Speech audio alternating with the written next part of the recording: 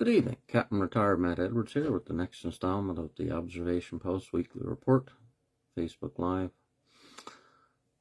As I speak, I realize I forgot to get up my list of numbered items, so let me grab that, numbered draft ideas. So I plan on doing a couple of things. I'm going to wing it a bit at the end, but I'm planning on doing a few of the issues that I'm thinking about, I have put into my list. And I might read off the column, I call that, the writings that I do every now and then. It usually takes me 10 or 20 minutes, maybe sometimes a half hour. So, and I want to not be too long, so I'm going to cut it off at about 8:30. So I started a bit early, give it about 40 minutes, or thereabouts. So number 339 on my numbered list, start a file and select case quotes, which I've already started, sort of. For example, in the Granovsky case, they cited the Hansard from 1964, and they talked about help as of right, which I've talked about a lot, and I'll probably get into it later. I saw a story today about a YouTube video about Alberta wanting to pull out of the Canada Pension Plan, which is a totally insane idea because they think that whoever's advising them that they can get about half of the assets of the Canada Pension Plan, which is fucking crazy when you think about it. One province would take half of the Canada Pension Plan with them, and another province could do it. They'd take the other half, and the rest of Canada would have nothing. I don't know what these morons are thinking. However, I'm thinking about sort of like a compendium. I've done that before. Like in the Cunningham versus Wheeler Supreme Court of Canada, 1994, they talked about Ms. Cooper had 30% of the premium that she paid, and 70% of the premium was paid by the employer. But the employer would have had to pay her the money otherwise because it was her pay. So therefore, she paid it all. Now that's important for taxes on long-term disability, because if you pay all of the premiums and you become disabled, you get tax-free insurance. So the government is trying to say that, we pay 85% of the premium, so therefore it has to be taxed. Well, they should know that anything that they pay is part of our salary. Therefore, it's our money, not the government's money. Number 340, living death. Now, there's a fellow by the name of Solomon Eubner. Couldn't remember his name a while ago when I was doing one of these videos, but it came back to me later. Now, he is considered the father of insurance in the United States, and he came up with this idea of living death. So you could have life insurance, you die, a beneficiary gets the insurance benefits. But if a person becomes disabled and they cannot work, they are a drain on the system because they consume things, but they don't produce an income.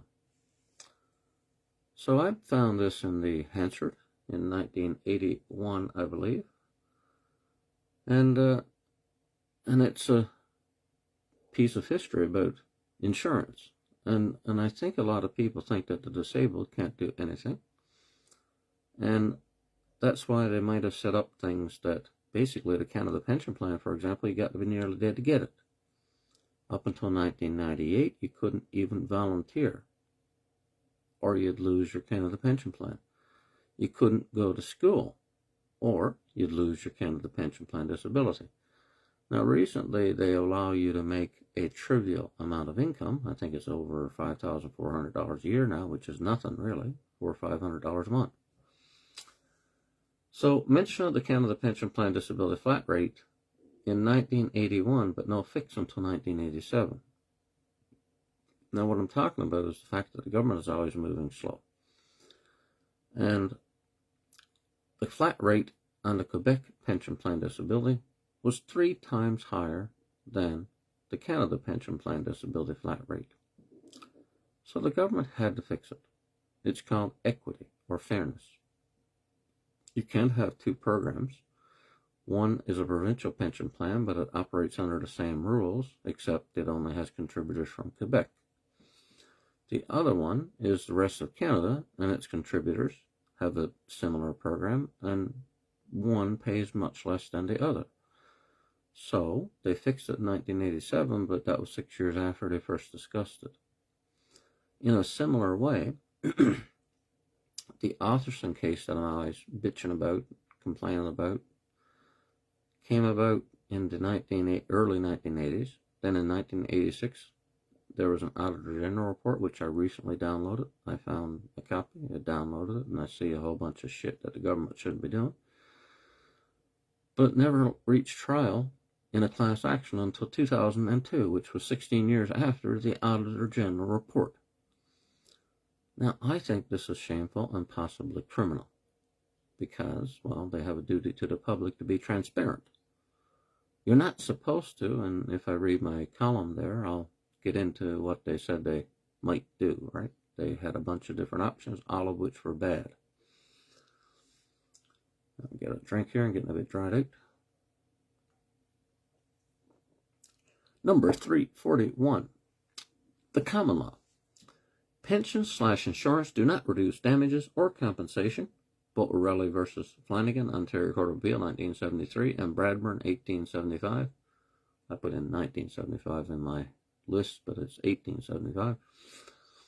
For example, the Pension Act fails to claw back the Canadian Forces Superannuation Act and the Canada Pension Plan. So, some people might try to convince us that this is because the Canada Pension Plan is the first payer, which is utter bullshit. It has been determined, and they knew this because they didn't allow anybody to take it into account with Canada Pension Plan Act Section 65(1). But Canada Pension Plan is property because it's a pension, and it's non-indemnity and contributory because you contributed to it, because that's how they designed it. It's self-funded from the start. So there's another shot at that thing about Alberta. I mean, this is funded by all the people across Canada, not just people in Alberta. I don't know where this crap is coming from. So anyway, the point is that over the years, people who had to pay damages, normally automobile insurance companies, they want to reduce their liability, which is ironic because they sell liability insurance. Now, one of the ways they try to save money is to ask the courts to let them claw back the Canada Pension Plan disability. It was tried in the Cougler versus White, Ontario Court of Appeal, 1998 case, and it was flatly denied, both in statutory law and the common law. And then that case was cited in the Sarvina Supreme Court of Canada 2002 case, and then those two cases were cited in the Saults British Columbia Court of Appeal case in 2006. So there is a firm legal prohibition against Canada Pension Plan and Canada Pension Plan disability being used to subsidize the people who hurt other people, because that's what liability insurance is. Anybody who's liable for causing damages to somebody else, they have to pay damages to make the person whole again. If you take the person's money that they have in the bank into account, you're doing everybody a disservice. You're screwing over society. Okay. Number 342, privacy. Our headquarters has advised, meaning that the Department of National Defense violated the Privacy Act by disclosing personal information. How did they get notice that I was getting Canada Pension Plan disability? So I'm certain.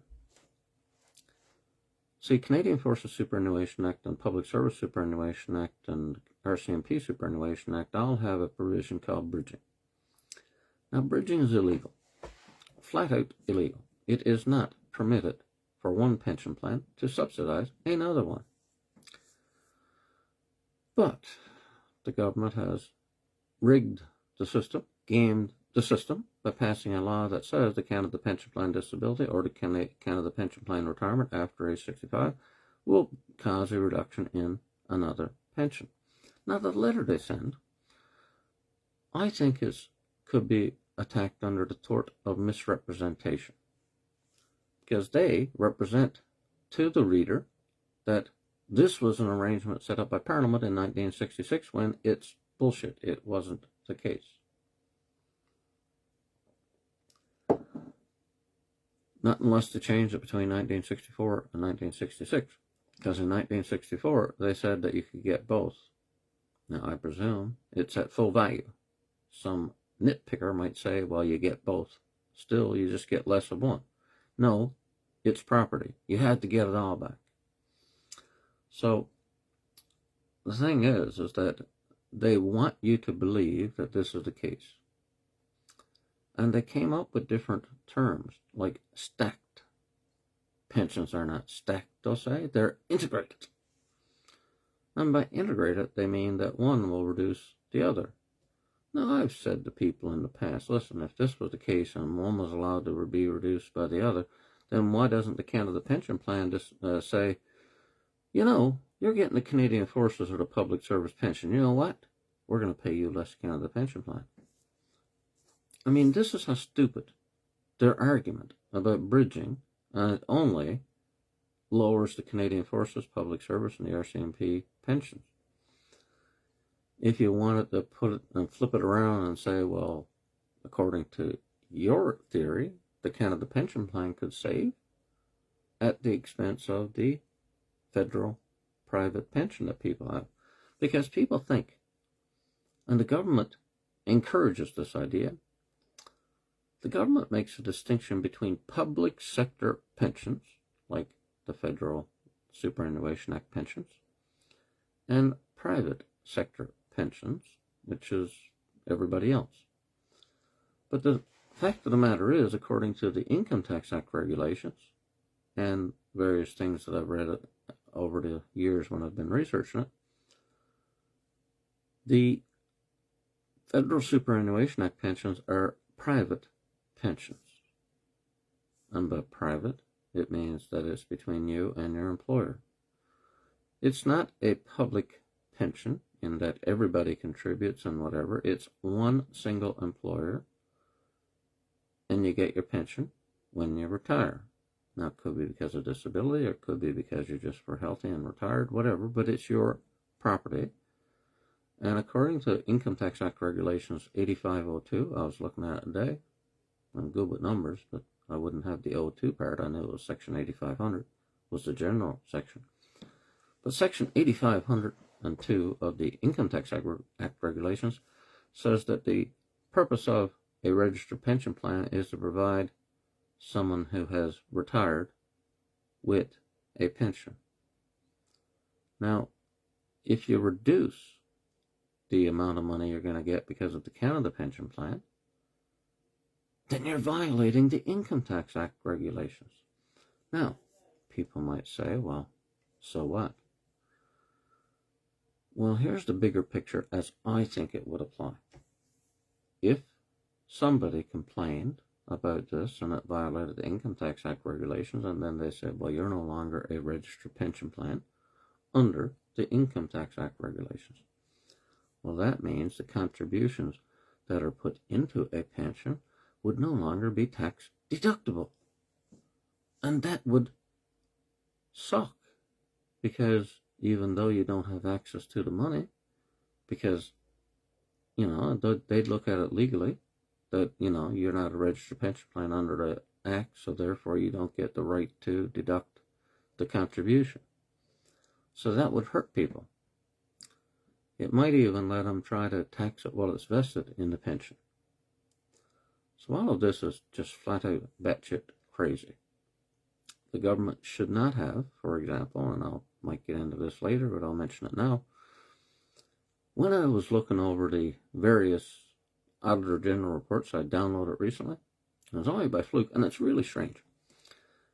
When I look it up on my old cell phone, it will bring me right to the PDF document. And then I've downloaded it on my phone, sent it to myself in Instant Messenger, and then downloaded it on my PC. But if I do it on my PC, it won't give me the document. It's crazy in a way, but at least I have a workaround. Okay, so I figured out a way to make it work.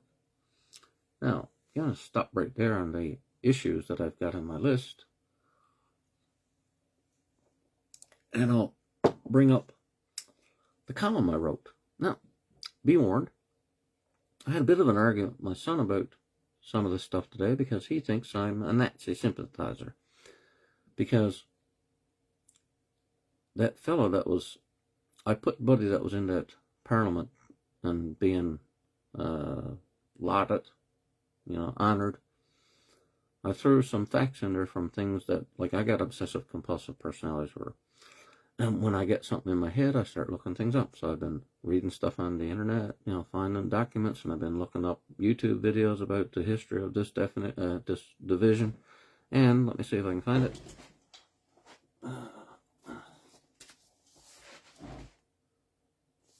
I have a library of military books that I've basically, I never read this book. I had it here. I was in the military book club, and I used to get books I didn't want sometimes.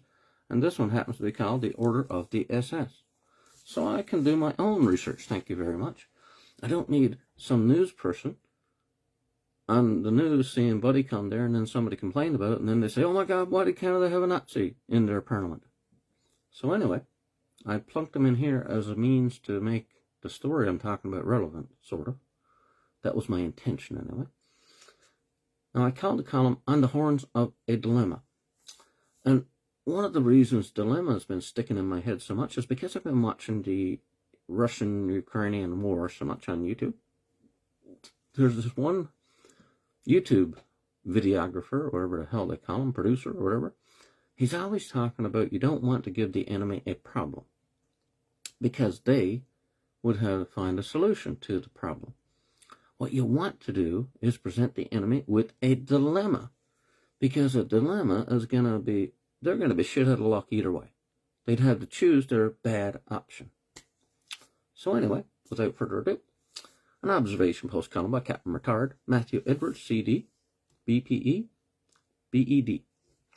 Dilemma is defined in the Oxford Learner's Dictionary as a situation that makes problems, often one in which you have to make a very difficult choice between things of equal importance. Merriam-Webster defines it as a usually undesirable or unpleasant choice. Collins' dictionary states that to be on the horns of a dilemma means that if you are on the horns of a dilemma, you have to choose between two things, both of which are unpleasant or difficult. Synonyms: between the devil and the deep blue sea, between a rock and a hard place. Now, oftentimes, the government of Canada is placed in such a situation. One such example is a situation in which many disabled veterans were not paid interest or property on their Pension Act of 1919 pension, while Veterans Affairs Canada administered their pension in trust as a fiduciary. A fiduciary must take the best interest of the client before itself. The interest involved was quite substantial, $1.09 billion. The government was aware of this problem and had a dilemma. What should they do? Well, here's a lengthy quote from the Otterson, Ontario Court of Appeal 2002 case, footnotes to follow it.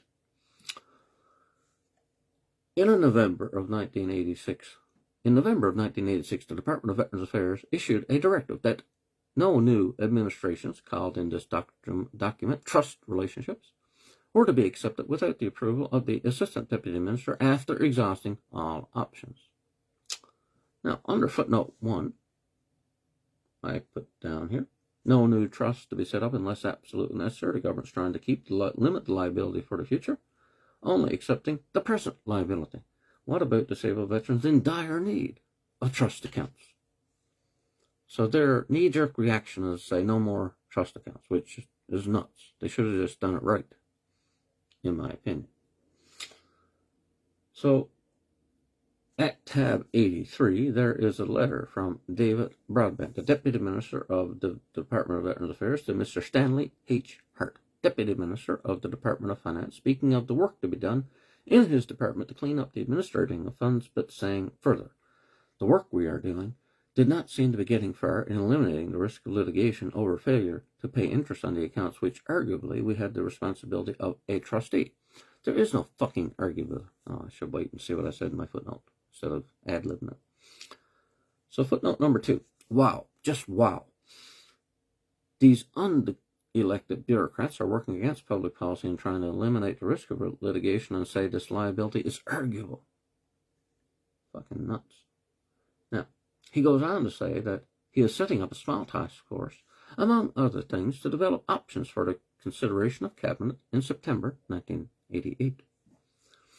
At tab 122 is a document entitled Trust Review Project Option Papers, dated 15 March 1988. This document generally recommends a new system, but at page 30 indicates the options in relation to interest owable prior to the new system. 5 options are listed. Number 1, let the court settle each case if and when it arises. I put footnote number 3 to that, which I said, settle if and when. Have they ever heard of precedent? Any case that is the same as another is ruled automatically by the existence of a past precedent. This option is legally and morally absurd. Essentially, they are ignoring the public interest of transparency and accountability. Option number 2, keep quiet. Settle each case out of court if and when it arises.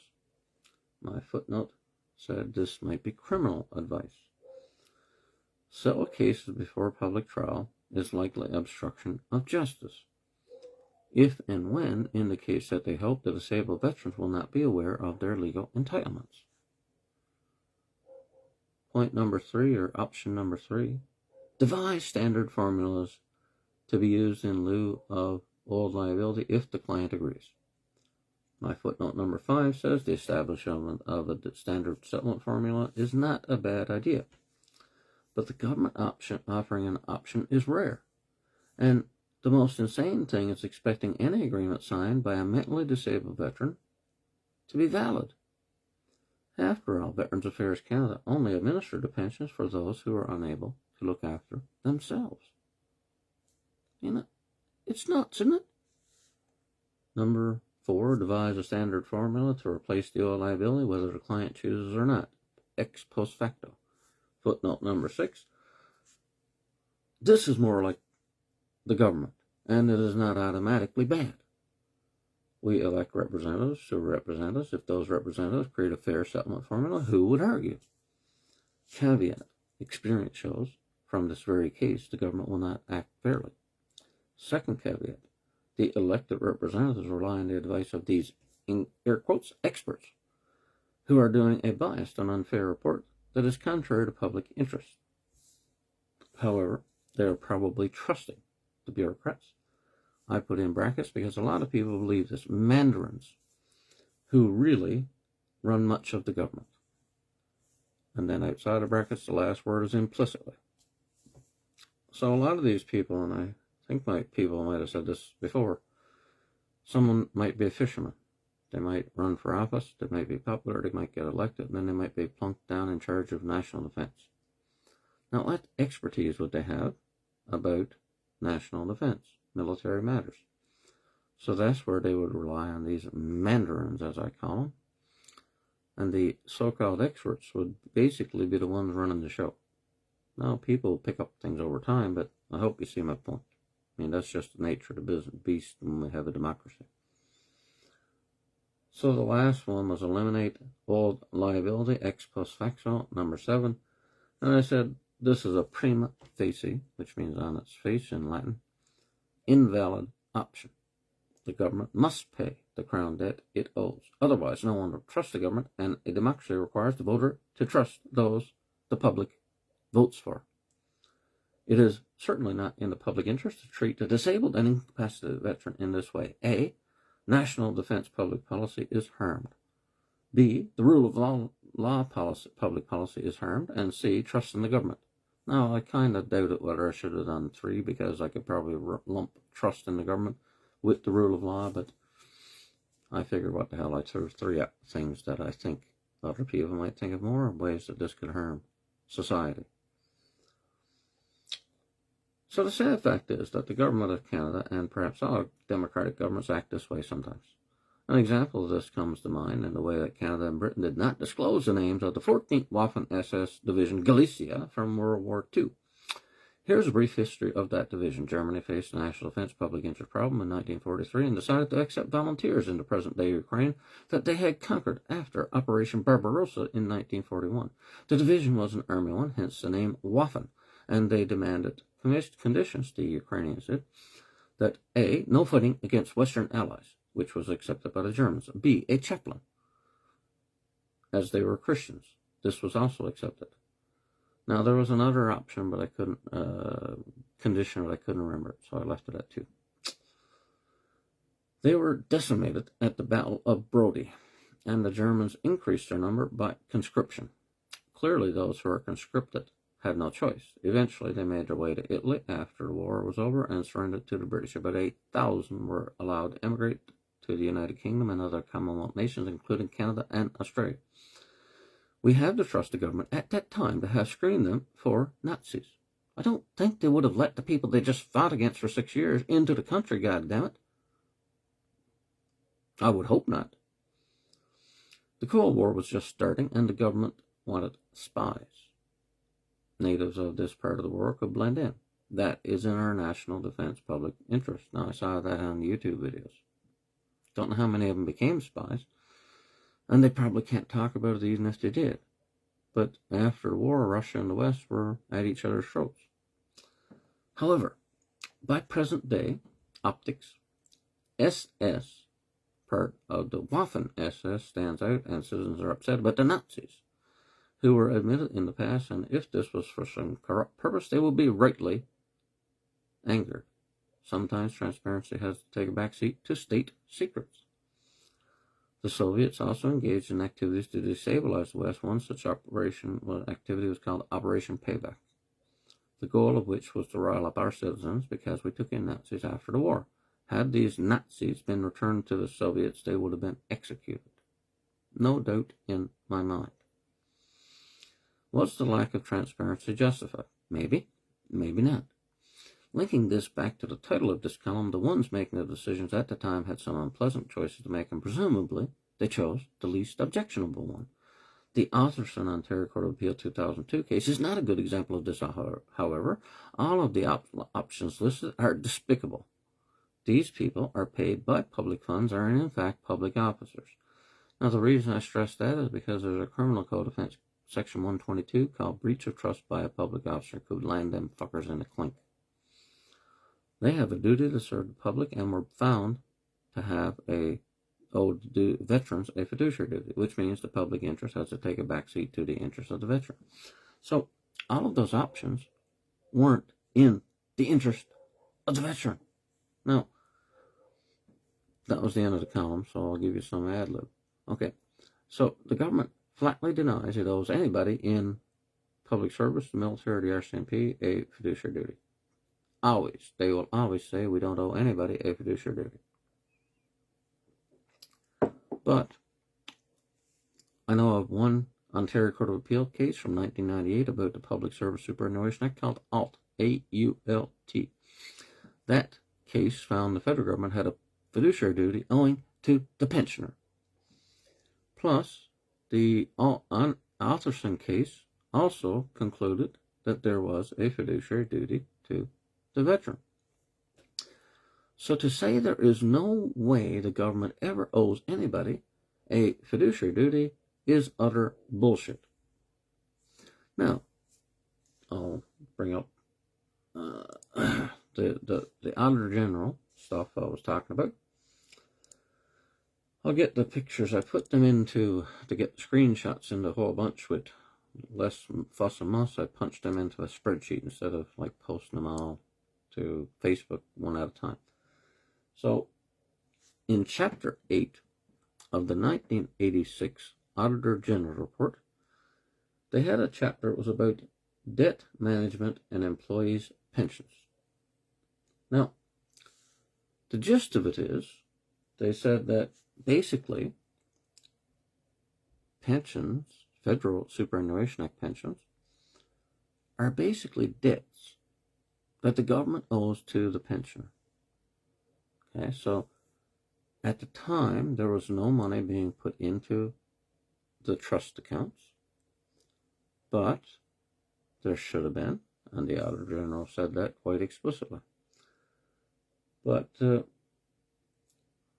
part of it was they talked about interest being charged, given. Okay, let me get it, make it a bit bigger, easier to read. Okay, interest, they said notional investment earnings. Now, they didn't have actual money in an actual bank account, and they didn't pay actual interest on real money. So they had fake money, notional money. That's what notional means. When I was at CRA, we had to do notional assessments to people who didn't file their taxes to force them to file their taxes and replace the notional one with a real one. So here, the Auditor General talked about interest, in brackets, notional investment earnings. Credit to the pensions is based on the government's long-term borrowing rates. It is widely agreed that these rates are between 1 and 2% lower on average than over the long term than the rates of return earned on pension plans with marketable assets. This resulted in the government assuming a greater actuarial deficit. Now, when I was posting about this today, I thought they said 1 to 2%, but they said here 1 to 2% lower, so that makes it better at least. Now, I also made a point that in the Interest Act, because Canada has an Interest Act, if it's not specified somewhere, the government has to pay 5%.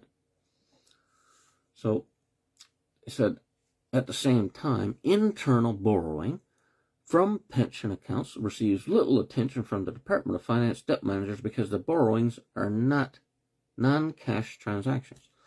So the government has been borrowing money from our property, our pension plans, and the people running the show didn't think much of it because it was non-cash transactions. See, they weren't dealing with real cash, so they didn't take it seriously. That's my take on it. Now, they fixed that in 2000, and they created accounts with actual funds in them. Probably the result of this report. So, Section 8.5, paragraph 8.5. Over the years, contributions have exceeded pension payments. This has helped expand internal borrowing and reduce external borrowing requirements. Pension payments now exceed contributions, which means that higher cash requirements for the government. This reversal reflects in part the decline in ratio of contributors to beneficiaries. Nevertheless, borrowing from pension accounts continues to grow, mainly because of compounding interest credit to those accounts. Now, let me tell you my take on that. It's utter bullshit, okay? Because they're trying to say, in a defined benefit pension, about contributions mattering. It doesn't matter to the contributor, to the pensioner, how much money gets contributed to the account. The government has to pay them based on a formula. It's up to 35 years at 2% accrual rate, so it could be 70% at maximum, multiplied by your average salary over the past 5 years. Wasn't always that way. It was 6 years once. And for the reserve force pension plan, it's your career earnings, not the best 5 or 6 years. So the government's always trying to look for a way to save. But the Auditor General's there screaming, criticizing the government about the fact that this is bad because it might cost the government more money. But this is actually the pensioners' property and not the government's money, which is part of my big, broad message. They're acting like it's their money. So let me see at the second one, the next page.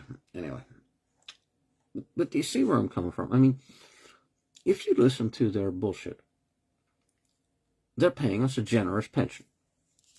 They'll say, your pension is better than in the private sector. Well, shouldn't you be leading by example? Like the fact that our pensions are better than the private sector? That's a good thing, isn't it? Instead of dragging us back to what other people get, which is like a race to the bottom, shouldn't you be saying to the private sector pensions, listen, look at our stellar example. Why don't you try to live up to what we do? But no, they look at, see, here's one of the biggest problems I have, okay? The government tries to say that the public has an interest, a stake in our pensions. But it doesn't. If this was a private employer's pension, it would be between the employer to negotiate a contract with the union. I'm assuming a big employer, say. And whatever contract that they get for their present pay to be paid to them immediately, and part of the pay to be deferred into the future, is between the employer and the union. Now, the government has unions, and the government has departments, and they negotiate salaries. The legislative branch has nothing to do with it, and the voters elect people from the legislative branch, the members of parliament. And then they have a cabinet, and they run the departments, but the voter has no legal, equitable, or moral interest in our pensions, because pensions are property. It's none of the fucking government's business what we have in the bank. None. Zero. Zilch. Now, one of the things about that is that they still think that they pay a lot of money into it. In fact, a Treasurer Board report from 2003, came out in 2007, but it covered the period between 1993 and 2003, over a 10-year period. And they looked at how much was contributed by the Canadian Forces member and how much was contributed by the government, which, remember, I said it doesn't matter. And if I recall, it was $3.78 was paid for every dollar that the Canadian Forces member. The government put $3.78 with it, so for a total of $4.78 per thousand or something, or whatever the fuck they used.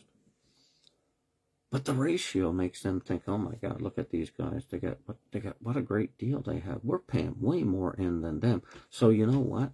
We must own the pension because we pay more than them. So it's ours. Now, on a similar note, I think the same kind of thinking applies to the Service Income Support Insurance Plan, Policy 901-102, because the government, on paper, pays 85% of the premium, and the Canadian Forces member pays 15% of the premium. And I'm sure I would bet my bottom dollar that the government, because they've tried to say it in the Manouche case, and I have the affidavits. They said, one thing sticks out. They said, if Manouche wins, we suggest that the court reduce the damages to 15% of whatever you would ordinarily do, because they only pay 15% and we pay 85%, which is fucking batshit crazy. Because you buy insurance to get it, you don't buy insurance to get 15%. And they shouldn't do something that make you have to sue them, because they should honor the contract and do the right thing. So, anyway, do you see I'm not rambling too much? Do you understand where I'm coming from? I mean, to these people who make the payment, it appears that the source of the payment is more important, but they never look beyond what appears to be the source of the payment to be the actual source of the payment. Again,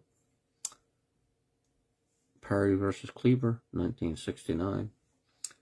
A guy got into an accident. He got a disablement pension. Because of the accident, he had to get damages. The insurance company, wanting to reduce their costs, said he's getting a disablement pension. He didn't pay for it. The company paid all of the pension. So because he didn't pay for it, we should be allowed to deduct that from our damages. Wouldn't be fair for him to get both. Now, the judge said, could be judges. What I recall, though, is why should the person who their service paid for the pension, instead of paying cash to get a pension, they paid for the pension with their service. Now, why should they be left in any worse off position than someone who paid cash? Isn't that common sense? Now, that came up again in the Supreme Court of Canada in IBM versus Waterman. IBM fired a guy unjustly. He sued IBM and won.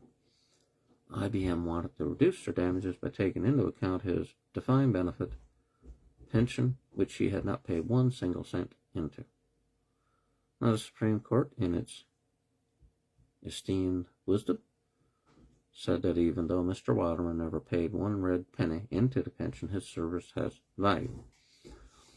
Because his service had value and he earned the payment that IBM made, his earnings are property, and therefore his pension is property, and therefore it's a contributory pension, and they're non-indemnity. It's not compensating him for any injury. So you have no right to reduce the damages by his pension.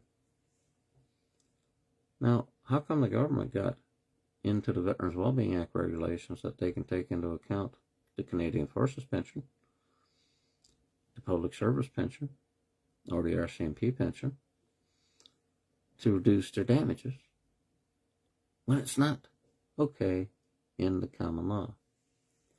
So in the common law, you're not supposed to assist the person who harmed another person.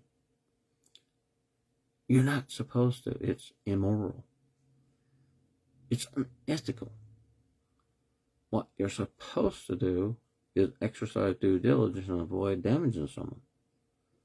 But we all know that that doesn't happen, which is why we purchase liability insurance. So if you want to drive on the streets in Canada, provinces vary, but you have to have insurance in order to go out, because you pose a risk to the other person, not you. You might have insurance that covers yourself, but the liability insurance is if you harm somebody else. Now, it's 8:30, and I said I'd try to be on topic tonight and stick to my guns. So I'm getting awful antsy about not getting the Orca stuff, so I might be starting to increase the tempo, do some more videos, do some more single videos, and eventually try to call some lawyers. The problem I keep facing is I'm afraid I'll get into an argument with them. Okay, I'll call up and explain something, and then they'll tell me I'm wrong, and next thing you know, I'm arguing with a lawyer about something that they should know as far as I'm concerned, like the Bradburn rule. Right? I mean, I went to a lawyer and they sent me this big legal opinion, and all of it was wrong. Everything in it was wrong. And I mean, that makes me leery about the next time. Sometimes, and I don't want to be appearing paranoid, sometimes I'm wondering if they're in on it, because I think McInnes Cooper, for example, ought to have known that the Pension Act is not for pain and suffering. They ought to have known that no taxes was payable, according to Income Tax Bulletin 365R2, on damages. So they threw the veterans under the bus by allowing damages to be taxed as income. So that detracts from my faith in lawyers in general. Then I saw Minister of National Defense at the time, Peter MacKay, get up in the House of Commons and complain about the fact that there's going to be this huge $13,000 an hour award given to McInnes Cooper for their Manouche case representation. And then they got the courts to reduce it. It should have been 30% of the award, but they got it reduced down to 8%. And it just so happens, because I analyzed it, the government ended up with more taxes. Because you can reduce your taxes by the amount you pay the lawyer. So if you pay less money to the lawyer, it increases your money, but it also increases the amount of money the government gets in taxes. And, last point, I promise, Peter MacKay actually works for McInnes Cooper now. So what should we make of that? The man stands up in the House of Commons and complains about the firm getting paid too much, and now he's working at the same firm. It's enough to make you real suspicious. Maybe there's nothing to it. Maybe it's all that's water under the bridge. Come work for us.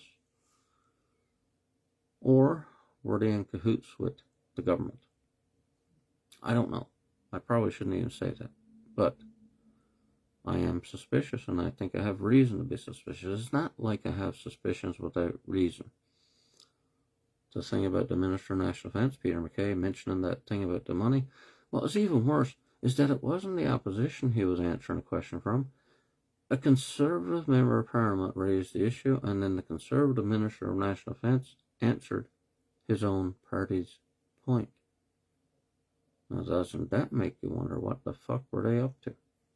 Listen, thanks for watching. See you next week, or sooner if I do a special episode.